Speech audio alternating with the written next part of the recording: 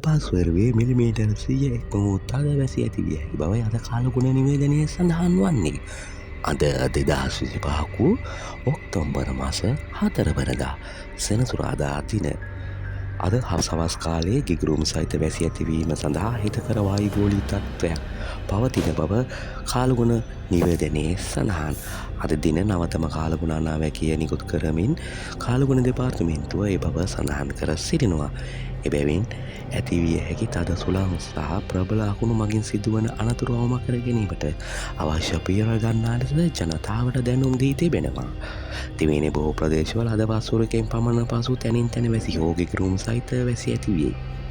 උතුරු මැද නැගෙනහිර මධ්‍යම සහ ඌව පළාත්වල ඇතැම් ස්ථානවලට මිලිමීටර් 100කට වැඩි තද වැසි ඇති විය හැකි බවයි අද කාලගුණ නිවේදනයේ සඳහන් වන්නේ.